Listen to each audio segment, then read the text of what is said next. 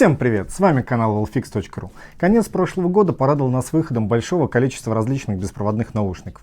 Но, честно говоря, в названиях и функциональности уже можно запутаться. Очередная новинка, которая появилась на рынке, это Huawei Honor FlyPods EOS Edition.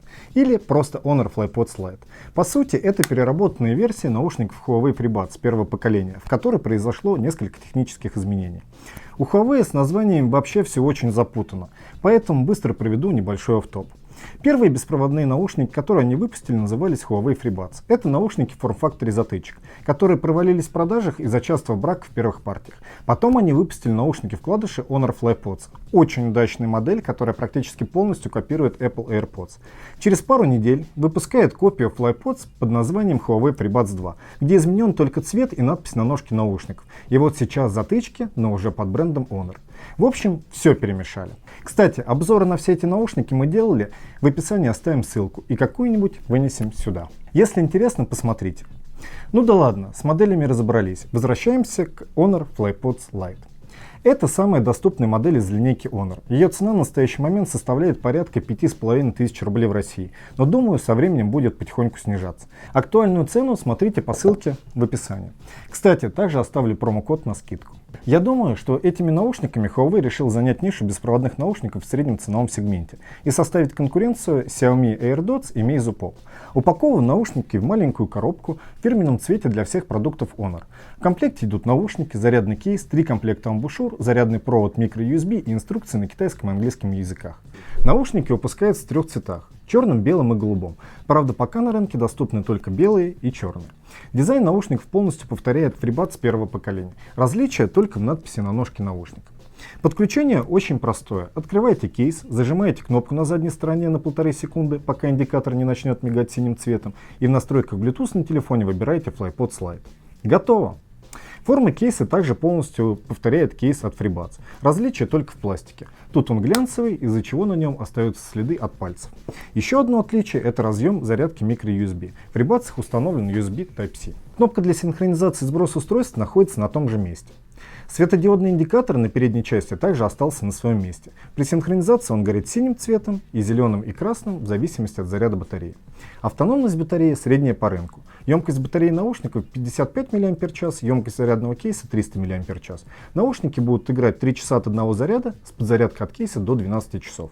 Если наушники у вас разрядились, то будет достаточно 15 минут подзарядки в кейсы, чтобы хватило еще на 1,5 часа прослушивания музыки. При нашей проверке на 70% громкости наушники сели через 2 часа 50 минут, поэтому автономность подтверждаю.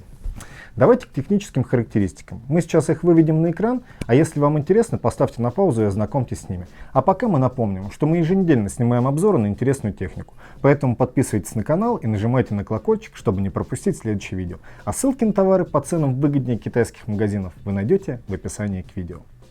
Как я уже говорил, эта версия FlyPods имеет форму затычек, благодаря чему они удобно сидят в ушах и обладают очень хорошей шумоизоляцией. Вообще, в этих наушниках оставили все от FreeBuds, в том числе различные датчики. К примеру, очень полезная функция определения нахождения наушников в ушах. При вытаскивании любого наушника из уха музыка будет останавливаться.